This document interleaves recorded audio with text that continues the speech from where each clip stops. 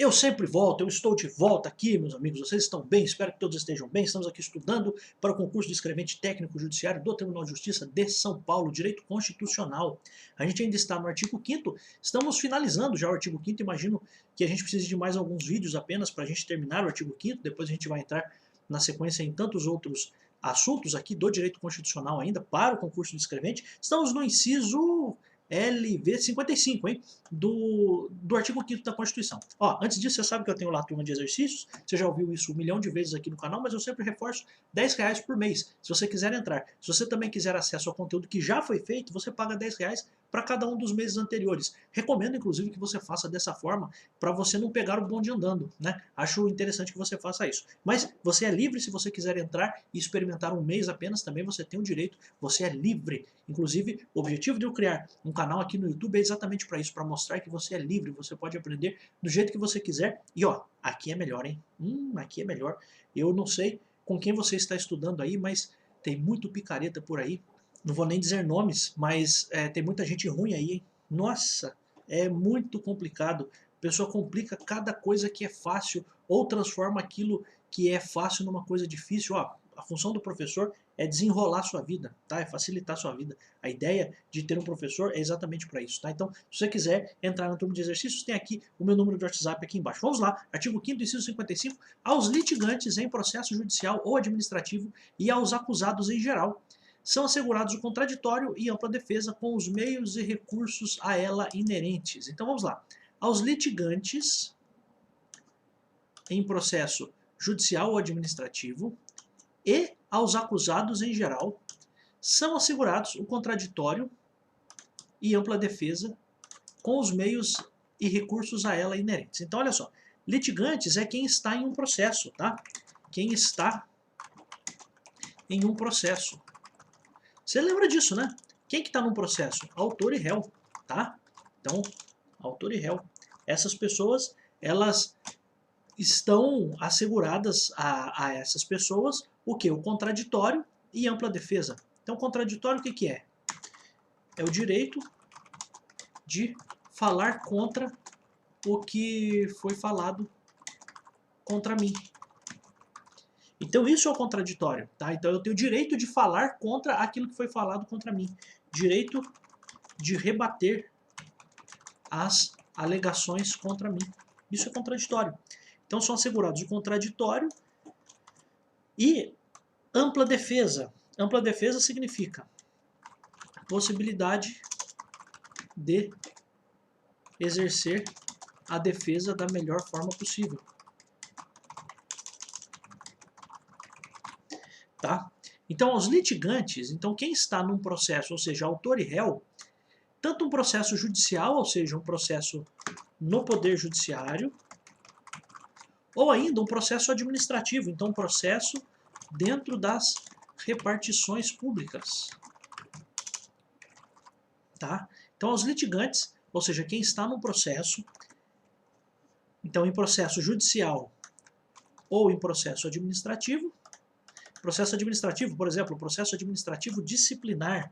Mas não só isso, tá? Existem tantos outros processos administrativos que não são disciplinares. Por exemplo, você vai pedir a revisão de um IPTU lá na prefeitura da sua cidade. Ali é um processo administrativo, você vai fazer um pedido administrativo ali, inclusive usando, a gente já falou em um vídeo passado, do seu direito de petição, para você realmente fazer se representar ali, para que você possa postular a correção de um erro, para que você possa realmente manifestar ali o seu desejo, o seu interesse para defesa própria. Então veja só, num processo judicial, um processo na justiça e num processo administrativo, e aos acusados em geral, acusados aqui são pessoas que estão sendo acusadas de alguma coisa, né? Então, é claro, né? Então geralmente essa acusação é criminal. Ou mesmo você que tem uma multa contra você, então foi imposta uma multa contra você, você tem direito de falar contra essa multa, de recorrer contra essa multa, se for o caso, né? Se você achar que isso é prudente. Então qual é a ideia aqui? A Constituição foi muito ampla, né? E fez corretamente. Então aos litigantes, a todo mundo que está no processo, e também aos acusados em geral, lógico, a gente pensa muito na acusação criminal, pode até pensar para fins do seu estudo em acusação criminal, Então essas pessoas têm direito ao quê? Ao contraditório, ao direito de falar contra o que está sendo falado contra elas e ampla defesa, a possibilidade de exercer a defesa da melhor forma possível. Por exemplo, se utilizando de um advogado, por exemplo, questionando quais são os critérios de uma decisão judicial, recorrendo. Quando você recorre, você também está se utilizando da ampla defesa. A gente já falou nas aulas de processo civil, né? Eu não gosto de uma decisão, eu vou recorrer. Isso também é fruto do seu direito de contraditório, de falar contra aquela sentença judicial e também ampla defesa, porque pode ser que você esteja condenado em alguma coisa e quando você recorre, você está ampliando a sua forma de se defender sobre aquilo. Então essa é a ideia aos litigantes no processo judicial ou administrativo e também aos acusados em geral são assegurados, são garantidos o contraditório e a ampla defesa, tá? Então essa é a ideia, com os meios e recursos a ela inerentes, ou seja, utilizando-se dos meios processuais e dos recursos permitidos na lei, tá? Você não vai fazer nada fora da lei, é lógico, essa é a ideia. Então você tem o direito de ampla defesa, tem direito de contraditório, tem o direito de falar contra o que falaram sobre você, porque você precisa, claro, buscar a verdade. A gente ainda vai ver nas aulas de processo penal também que o processo é uma forma de você reconstruir a verdade. Então, se está sendo citado um fato ou alguma questão sobre você, sobre o que você estava fazendo, você tem o direito de repor, de reestabelecer a verdade quando você estiver se defendendo. Ó, foi dito isso aqui sobre mim, mas a verdade é essa aqui. Você está dizendo isso com base no princípio do contraditório e também com base no princípio da ampla defesa, tá? Então esse é o inciso 55. Inciso 56. São inadmissíveis, ou seja, não são permitidos no processo as provas obtidas por meios ilícitos. Então essa é a ideia, você não pode se utilizar de uma prova por meio ilícito para que você condene alguém, tá? Então você não pode, não é possível utilizar-se de uma prova ilícita para condenar alguém, tá? Então, por exemplo, a gente ouve muito falar de, e entendo o que eu estou falando, né? Por favor, não é nenhum debate aqui, não é nada disso, mas a gente já ouviu por muitas vezes a informação de que um policial tinha alguma perseguição com alguém e foi lá e colocou drogas na casa, colocou drogas ou uma arma no carro de alguém e tal. Isso, infelizmente, ainda acontece. Não é a regra, mas isso, infelizmente, acontece. Isso é uma prova ilícita. Ou então, você já viu também no artigo 5º da Constituição a indicação de que a casa é asilo inviolável do indivíduo, ninguém nela podendo entrar, a não ser que seja por ordem judicial durante o dia, né? E claro, também em qualquer momento para aquelas situações urgentes. Mas veja, imagine que alguém entra na casa de uma pessoa sem autorização de um mandado, né? E sem que esteja naquela situação de prestar socorro, num caso de perigo ou num caso de flagrante. Alguém invadiu realmente a casa de alguém de modo ilegal. Veja, numa situação como essa, a gente está falando de uma prova ilícita. Então, são inadmissíveis, não podem ser admitidas essas provas num processo para que você possa condenar alguém. Tá? Então, essa é a ideia do inciso 56. Tá? Agora, inciso 57. Ninguém será considerado culpado até o trânsito em julgado da sentença penal condenatória. Então, olha só, trânsito em julgado, você já sabe o que é. É a situação contra a qual não cabe mais nenhum recurso, certo? O que significa ninguém será preso para fins de cumprir a pena, a não ser que já tenha transitado em julgado a sentença penal condenatória, tá? É claro, a gente ainda vai ver lá no processo penal que eu estou falando aqui de uma pessoa presa para o fim de cumprir a pena. Você até pode prender, é uma observação que eu faço, você até pode prender alguém antes do trânsito em julgado por um motivo, porque essa pessoa traz um risco. Ela pode trazer um risco para o processo, então ela vai ameaçar testemunhas, vai fazer uma queima de arquivos, vai matar pessoas, vai ameaçar testemunhas. Então, nesse caso, é claro que é possível o que a gente chama de prisão preventiva. Mas imagine o seguinte, você que foi acusado de alguma coisa, você ficou solto, você ficou na sua casa, livre, leve e solto, durante todo o processo.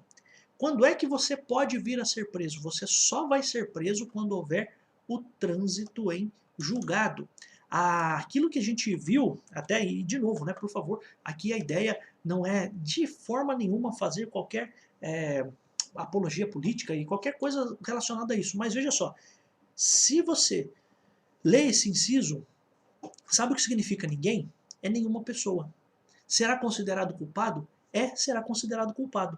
Até o trânsito em julgado, sabe o que significa? Até o trânsito em julgado. Então toda aquela história de prender alguém depois de uma condenação em segunda instância, aquilo é uma furada. Por quê? Porque a Constituição está clara dizendo isso. Ah, professor, eu não concordo. Tudo bem, eu posso também não concordar.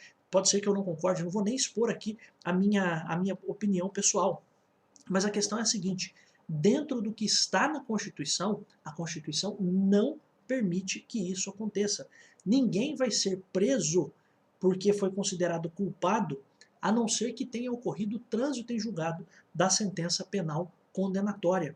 Então veja só, se alguém tem uma prisão decretada porque ele estava solto o processo inteiro e aí teve uma decisão em segunda instância e aí a justiça manda prender essa pessoa, é um erro. Por quê? Porque ele está sendo preso não porque ele representa uma ameaça, porque ele vai fugir, porque ele vai queimar arquivo. Não, estão prendendo só porque disseram assim, olha, eu acho que é melhor prender já com uma sentença, com uma decisão em segunda instância. Ah, então vamos prender.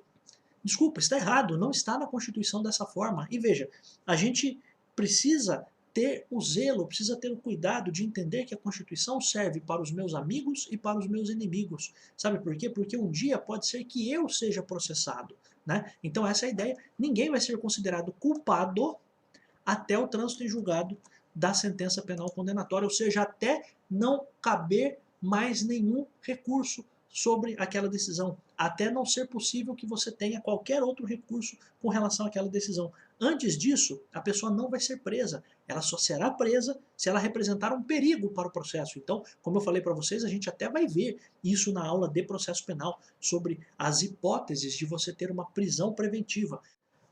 Tirando isso, se você está na sua casa, foi a todas as audiências, nunca demonstrou nenhuma intenção de fugir, por que você vai ser preso? Né? Então é um ponto muito complicado, eu nunca entendi por que quiseram fazer o que fizeram com base na Constituição, dizendo que a Constituição permitia, a Constituição nunca permitiu, tá? Então eu digo isso com muita tranquilidade, independente de qualquer posição política, mas aquilo que a gente viu foi um erro histórico, tá? Então, inciso 57 é isso, ninguém será considerado culpado até o trânsito em julgado da sentença penal condenatória, tá? Esse é o inciso 57. Inciso 58. O civilmente identificado não será submetido à identificação criminal, salvo nas hipóteses previstas em lei. Então vamos lá. O que é uma pessoa civilmente identificada? A pessoa civilmente identificada é aquela que apresenta seus documentos às autoridades quando há essa solicitação, tá? Então essa é a ideia.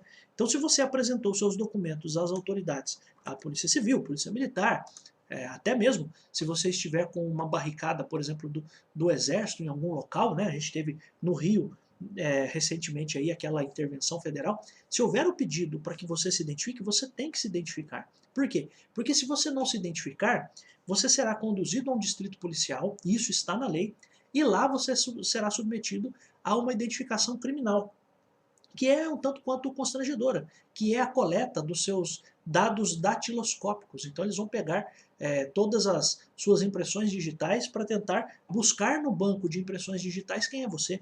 Isso é horrível, né? É um negócio absolutamente constrangedor. Então, o civilmente identificado não será submetido à identificação criminal, salvo nas hipóteses previstas em lei. Agora, pensa o seguinte, você apresentou o documento e mesmo assim existe uma dúvida sobre a veracidade deste documento, aí sim, você ainda mesmo assim pode ser levado para a delegacia para fazer um confronto do seu RG, da sua identificação, com os dados que existem lá na delegacia de polícia. Né? Então, é claro que a regra é qual? A de que você se identificando civilmente com os seus documentos, você não será levado à delegacia para essa identificação criminal. Mas mesmo assim, a própria Constituição diz, salvo as hipóteses previstas em lei. O que significa? A própria lei de identificação criminal diz que mesmo a pessoa apresentando o seu documento civil, se houver uma dúvida sobre a própria pessoa que está apresentando, se houver uma dúvida com relação à validade do documento, se houver uma dúvida, e validade assim, por favor, né? Por exemplo, a gente ouve muito, né? O RG tem validade de 10 anos, o RG não tem validade nenhuma, pelo amor de Deus. A Carteira Nacional de Habilitação pode ter validade, mas, por favor, né? O RG não tem validade nenhuma, absolutamente nenhuma, existe uma lei que trata sobre isso, né? Então, se você algum dia ouviu que o seu RG não vale porque ele tem mais de 10 anos, está errado. As pessoas, por vezes, pedem isso porque a gente muda muito, né? Então, às vezes você tinha cabelo e depois não tem mais, estava gordo e agora está magro, estava magro e agora está gordo. Então, isso pode ter realmente algum impacto para realmente saber se você é aquela pessoa ou não. Mas não existe validade para o RG. Fecha parênteses. Agora, mesmo que você apresente o seu documento e exista uma dúvida com relação à sua pessoa, com relação a uma eventual falsificação do documento, com relação a tudo isso, você pode ser levado sim para uma delegacia para ser submetido a uma identificação criminal.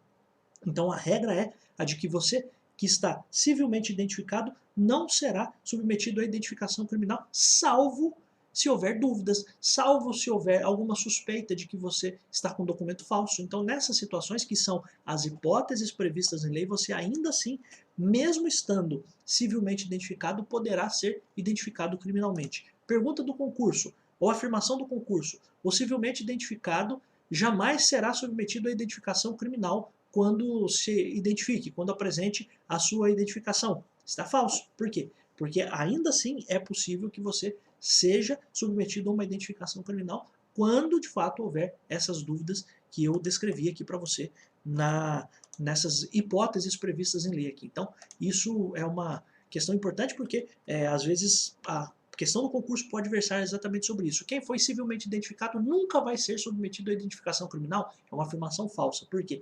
Ele, em regra, não é submetido à identificação criminal. Mas, se houver alguma das hipóteses previstas em lei, ele sim poderá ser identificado criminalmente. Tá? Então, esse é o inciso 58. Inciso 59.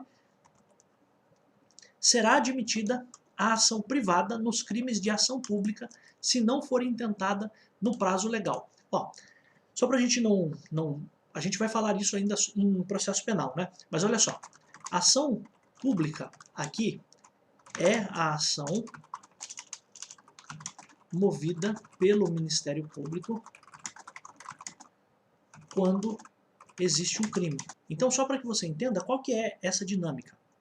Se acontece um crime, a maioria esmagadora dos crimes, quem vai entrar com a ação é o Ministério Público. Existem algumas ações que a gente chama de ação penal privada, que são feitas pela própria pessoa. Mas o que o inciso 59 está dizendo? Ó, será admitida a ação privada, e aqui o nome certo seria ação penal privada, tá?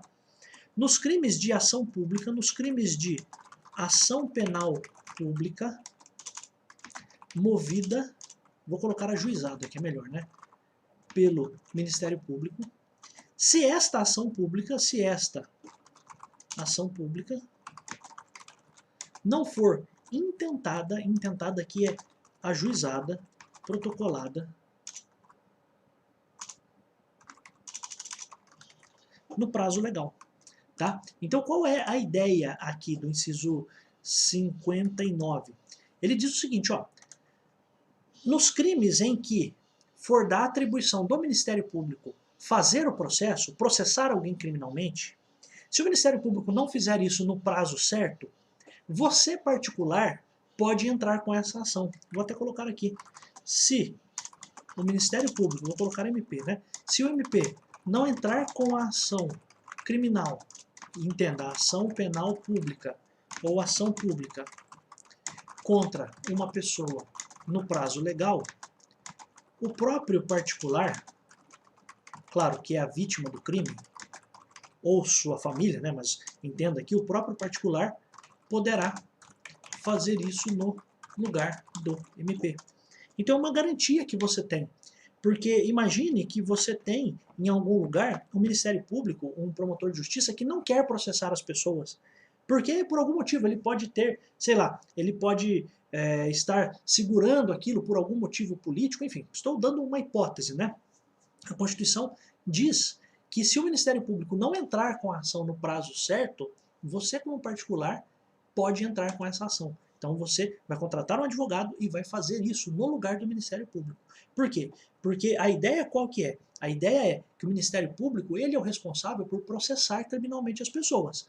Se o Ministério Público não faz isso, porque ele está demorando, ele não está fazendo no prazo legal, a gente ainda vai ver quais são esses prazos nas aulas de processo penal. Você tem 10 dias para uma coisa, 30 dias para outra coisa, 5 dias, 15 dias, enfim, são vários prazos. Mas qual que é a ideia? Se o Ministério Público não fizer isso no prazo legal, no prazo que está na lei, o que vai ser feito? Você como particular, ou você como parente dessa vítima que, imagine que a vítima faleceu, né? Então você é o filho, você é a filha, você é a esposa, mas você particular pode fazer esta ação penal, esta ação criminal para buscar a condenação de alguém no lugar do Ministério Público.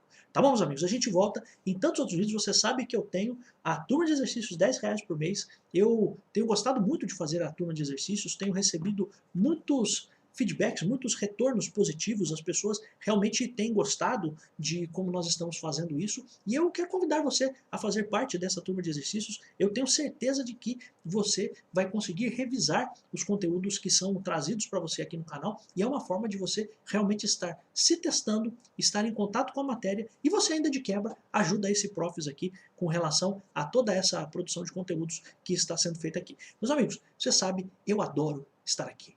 Tchau!